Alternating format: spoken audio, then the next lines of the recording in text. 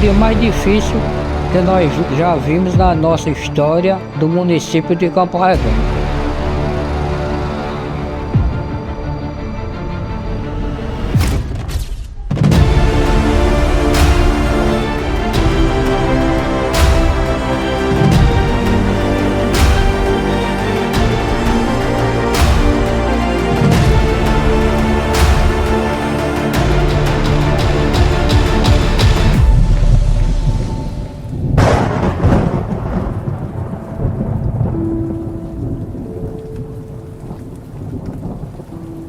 Primeiro de abril de 1981, amanheceu o dia chovendo, começou a se prolongar e a chuva ia aumentando.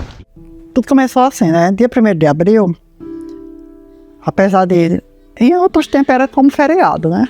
Dia da mentira, mas aí nós íamos trabalhar, a campanha de vacina. Eu e meu irmão Lenildo, nós saímos de casa para ir buscar um animal que pastava em outra direção aqui.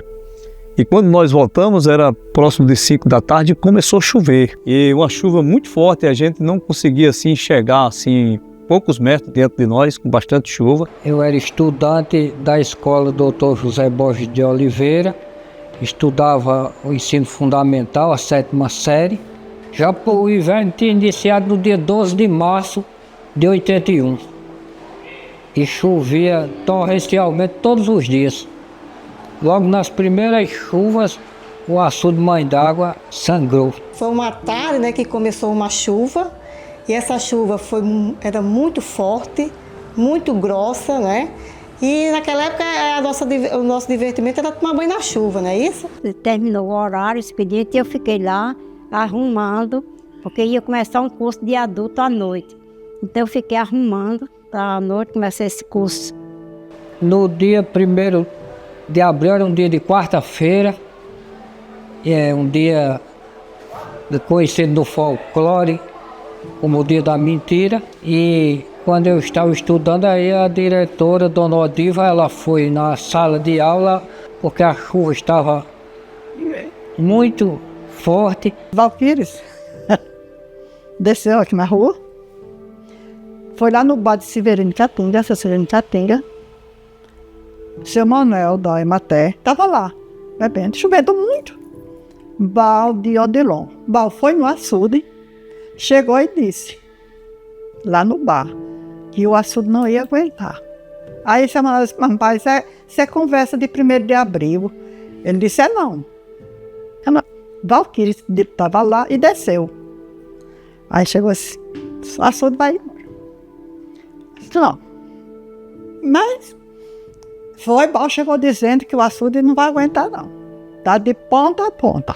Dizia, o açude vai embora, porque já se esperava que ele fosse, né, arrombar. E começou uma grande sangria no açude e a água era de cor muito escura, né? E a força da água, os estrondos na cachoeira do Poço da Barreira era muito forte. Quando José chegou, quando já estava correndo risco aí, e ele ajudando, né, nas pessoas, pensando que eu já estava em casa. Quando chegou, não estava em casa, e ele chegou zangado. O que vocês estão fazendo aqui? Não está vendo não que o açude está quase indo embora? Voltei de imediato e vim, parei em cima da ponte. Chegando lá na ponte, já estava a ponte passando muita água por cima, por debaixo da ponte. E eu, sempre em direção ao coqueiro do final de João Vitor, e a água começou a descer o coqueiro, derrubando. Vai, o negócio tá pegando, viu? E Pedro Dedê já está transportando o povo para a igreja, para aqui para a rua do Quito Alto. Ficamos sabendo que o açude já estava acima da parede, 2 metros de água acima da parede, não tinha arrombado. Ele estava acima da parede, 2 metros de água, porque o arrombamento dele aconteceu às 18 horas. O meu pai e o meu irmão mais velho estavam trabalhando do outro lado, na fazenda de Cortês Pereira, e causou apreensão, né, porque a gente esperava o nosso pai chegar e nada dele chegar. E a cada momento que eu estava mais o meu tio, eu estava dizendo, a água está aumentando, porque está descendo muito bagaço. que estava aqui detrás da parede. Nós já chegamos aqui na Coronel Severino Bezerra, os postes já foram caindo, né?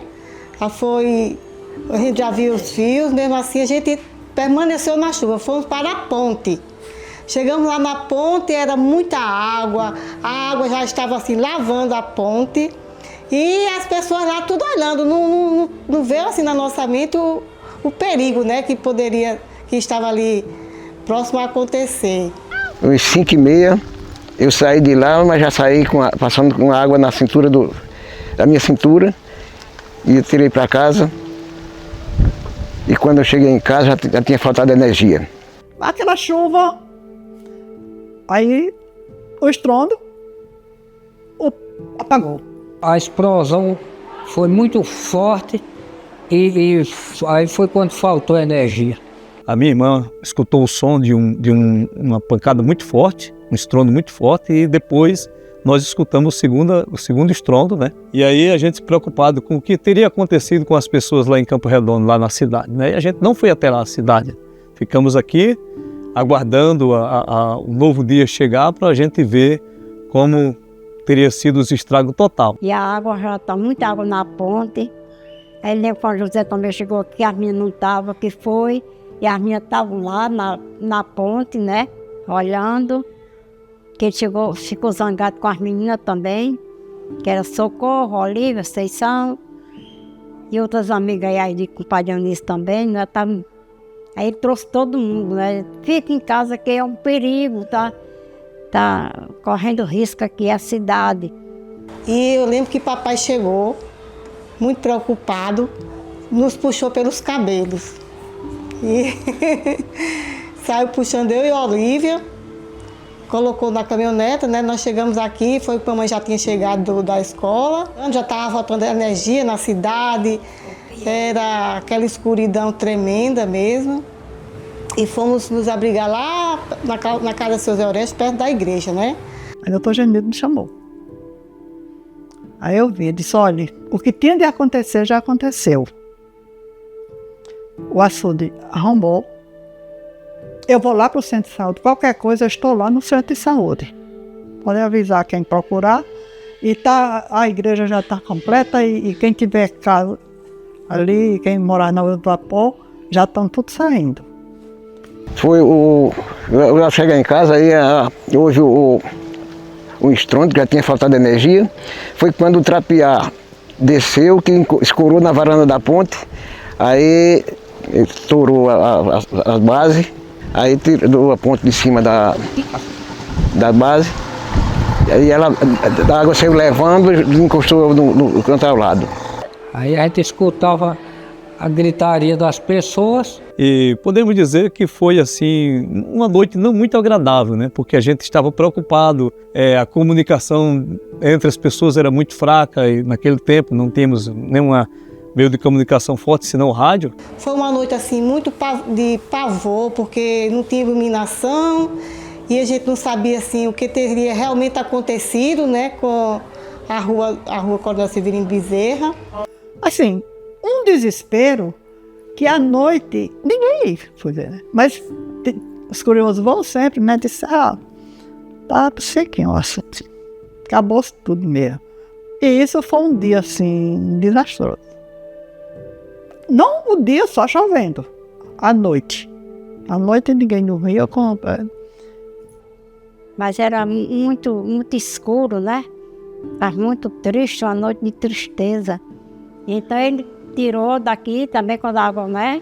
E eu fui lá para casa, lá para cima da casa de Zé Orestes. Aí eu me lembro que ele pegou uma mala, a gente sempre usava mala, guardava a roupa melhor na mala, né? Pegou a mala, botou em cima da caminhonete e pegou a sanfona também e me levou lá para casa de Zé Orestes. Eu fiquei lá em cima. Noite escura, né? Porque quando chove bastante fica escuro. E aí escutamos o impacto, né, dos estrondos e percebemos que o açude tinha ido embora. E para nós que moravam aqui na beira desse açude, conhecia ele desde de criança, foi assim uma espécie de tristeza, né? Nesse tempo, o secretário da Agricultura, doutor Manuel de Brito. Na hora que iniciou a chuva, ele estava em reunião com o ex-prefeito Manuel Severino Brilhante, se comprometendo de trazer uma lona para lonar o açude, mas já era tarde demais.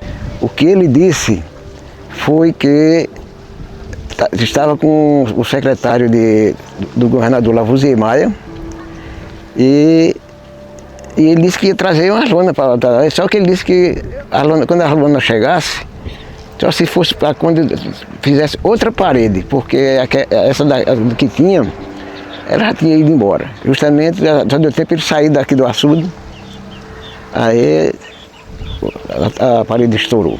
Foram destruídas 120 casas, um óbito da senhora Maria do Carmo de Souza. Ela desceu nas fortes águas que vinham.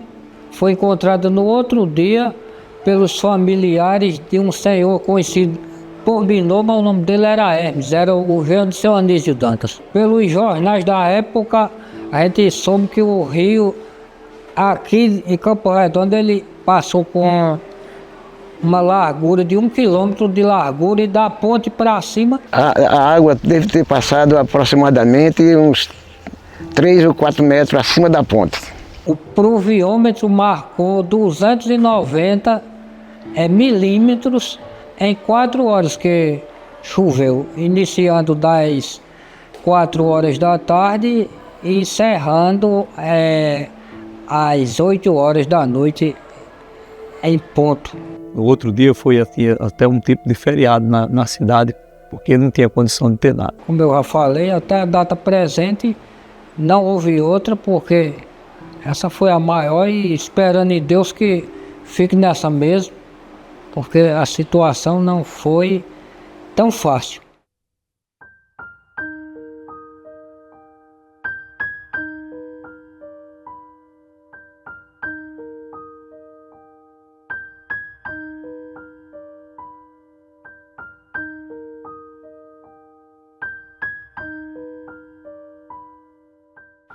Aí eu cheguei no açude assim.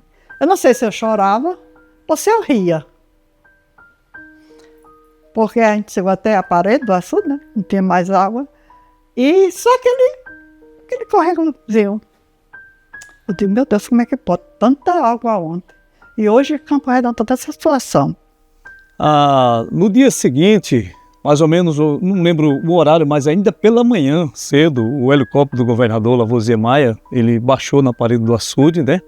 A partir do segundo dia, antes das 8 horas, chegaram em Campo Redondo, vindo em um helicóptero, o doutor Lavoisier Maia e o deputado Marcílio Furtado, que era de Santa Cruz.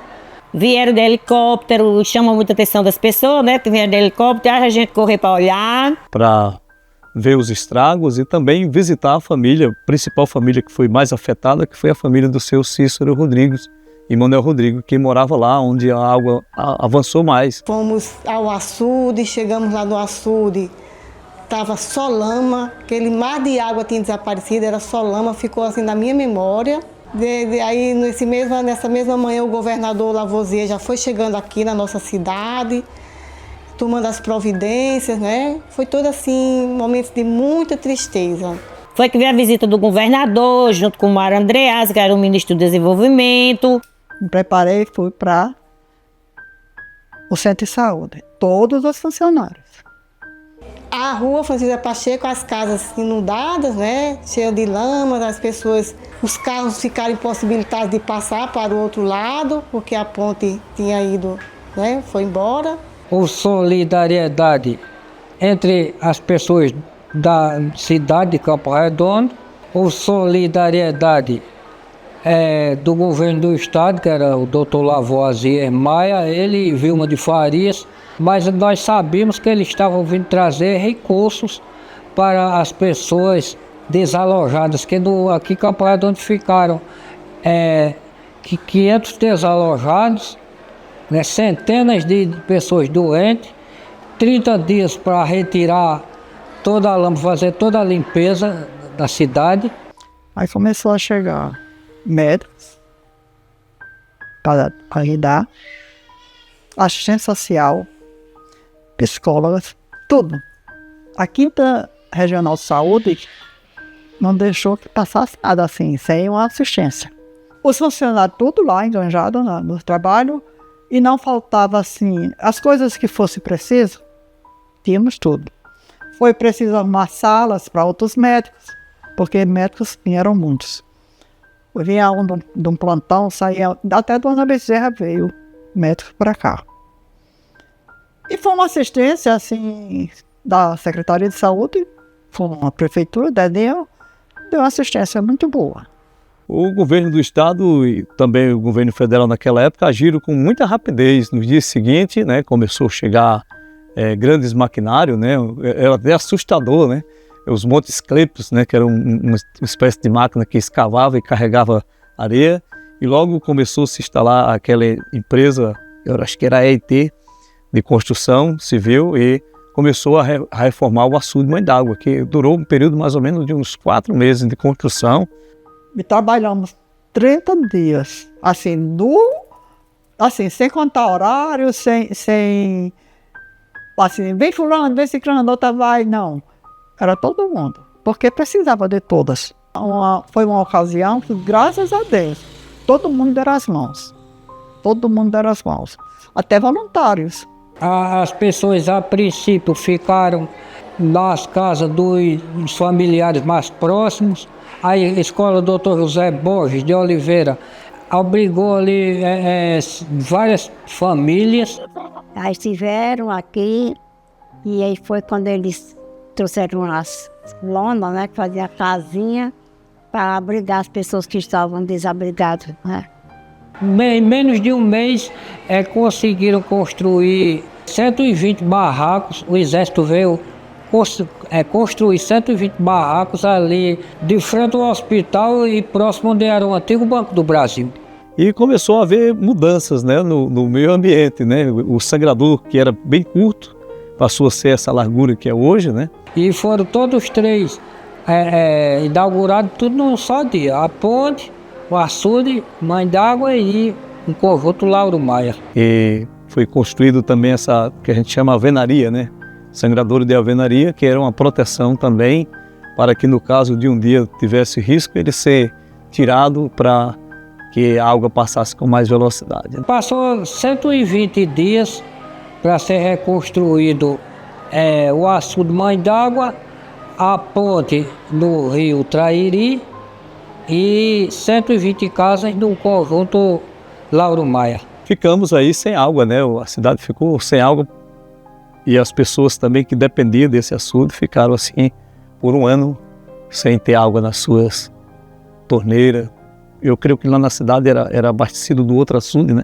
Do açude novo, mas aqui para a gente ficou muito difícil para ter água para os animais, tinha que ir para outros pequenos barreiros levar os animais para beber. No dia 17 de setembro de 1981, ele veio para inauguração, estava presente o governador do estado, a primeira-dama Vilma de Farias, vários deputados e o ministro Mário Davi Andreasa, que ajudou muito a Campo Redondo. A gente chamava com ele um benfeitor da nossa cidade, que prometeu, o que ele prometeu, construiu, junto ao governador Dr. Lavoisier Maia.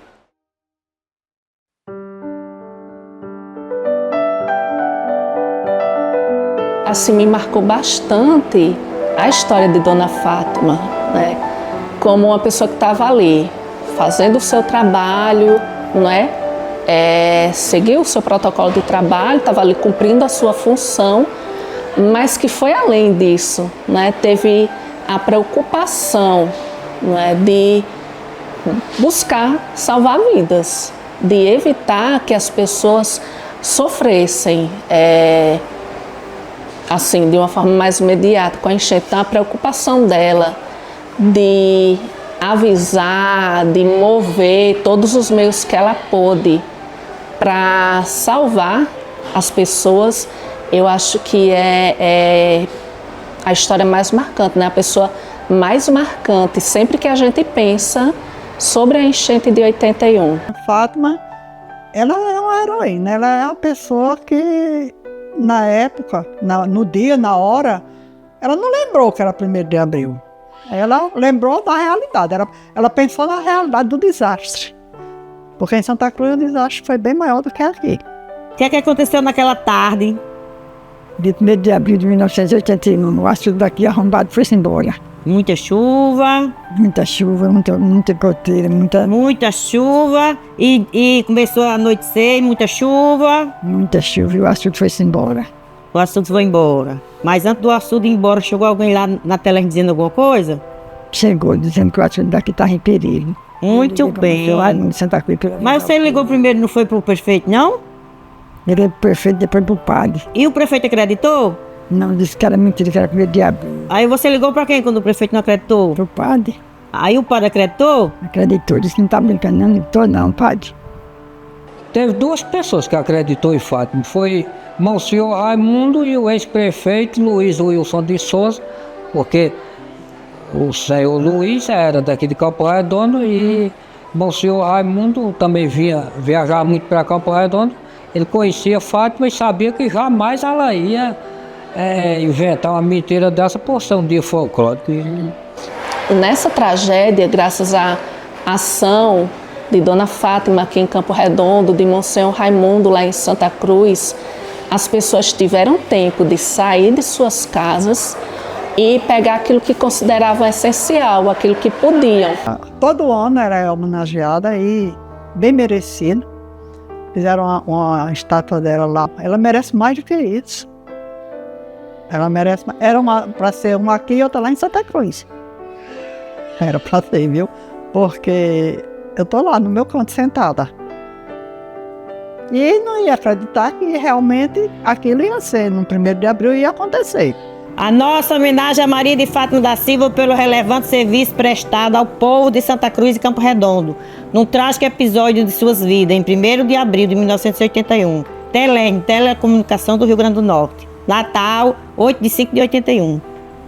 Isso aqui você ganhou do título de cidadã santacruzense. Ela ganhou. Nem a colega dela de profissão lá do posto da Tele de Santa Cruz acreditou. Nem o prefeito de Santa Cruz. Como ela estava trabalhando na tarde de chuva, é o que ela nos conta, chegou o pescador Maurício e avisou a ela que o açude estava transbordando, né, por cima da parede. Com pouco tempo que ele chegou avisando, o povo começaram a correr, faltou energia na cidade, e era porque o açude já tinha estourado. E foi aí que ela começou avisou o prefeito de Santa Cruz, ele não acreditou. Não era mais brincadeira, tinha que falar a verdade mesmo naquele momento. Aí ele, depois que ele ficou ciente que era verdade, já passando para Santa Cruz, ele mandou um carro de som para avisar lá no bairro Paraíso, que foi o setor mais atingido. E Luiz de Souza também estava ajudando, porque ele conhecia Fátima e sabia que jamais ela ia inventar uma mentira dessa por ser um dia folclórico.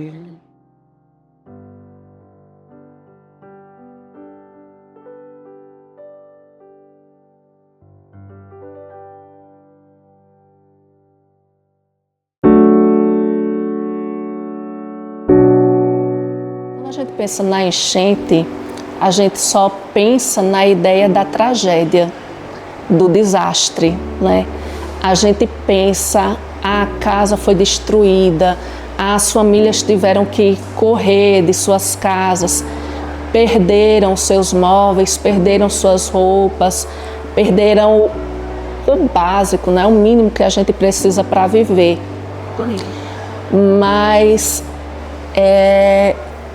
se eu posso resumir em uma palavra, eu não resumiria nem em tragédia, em desastre, mas eu resumiria em esperança, em reconstrução. Porque num momento desses, de um desastre, de uma calamidade, a gente vê como o ser humano é solidário, né? Como as pessoas elas podem fazer uma ampla campanha, podem se organizar para ajudar o seu vizinho, né? Naquela época, além de ter trazido um impacto social muito grande para a cidade, né? E a mobilização da cidade, a solidariedade das pessoas umas com as outras, né? Eu acho que isso, assim, não é um ponto positivo pelo que aconteceu, mas aconteceu assim. Eu definiria de várias formas, como o maior prejuízo que a cidade já teve, a maior catástrofe que já houve também, porque eu sempre digo que Campo Redondo só passou durante toda a sua história, desde a fundação até os dias de hoje, só teve 2 problemas graves, porque os outros todos foram menores.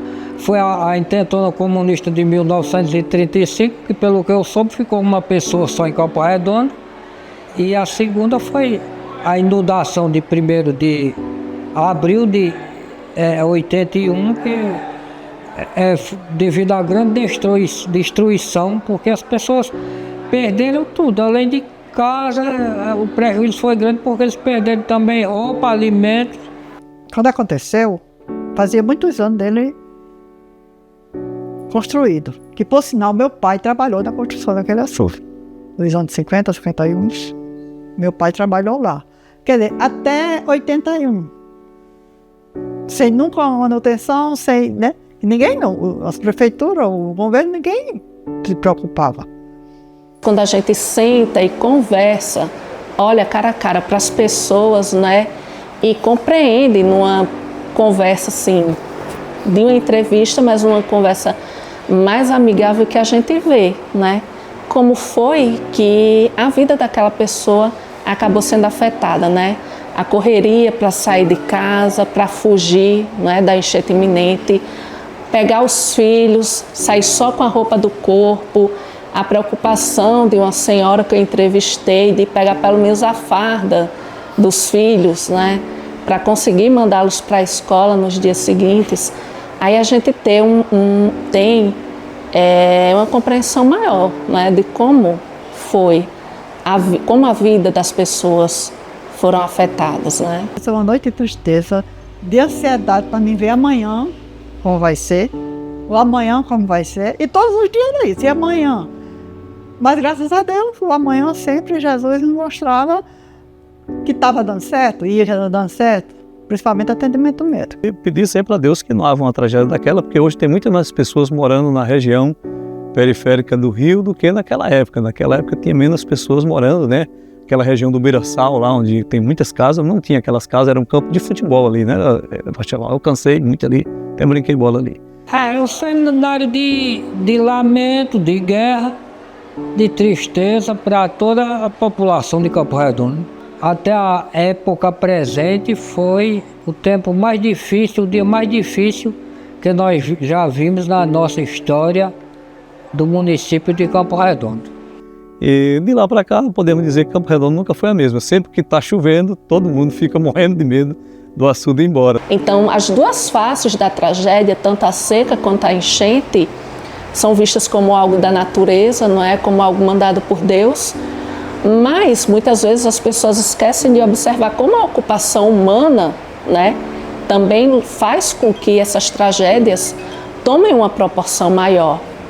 Então, a gente sempre tem que ter em vista, não é, as ações do poder público, né, as ações governamentais, construções de barreiros que são feitas pelo interior, como aconteceu aqui, né, nas áreas de serra, que é utilizada uma técnica mais simples, né, das pessoas que moram ali naquela região, ou até mesmo a açudagem, que utiliza técnicas mais complexas, pesquisas, né, mas que modificam a natureza e que afetam a natureza de uma forma que acabam favorecendo, contribuindo para a ocorrência de grandes desastres. Então, a gente tem que ter esse olhar voltado para o meio ambiente, se preocupar como é que a gente está alterando o espaço em que a gente vive, como as nossas ações, né, afetam a natureza e acabam retornando para a gente.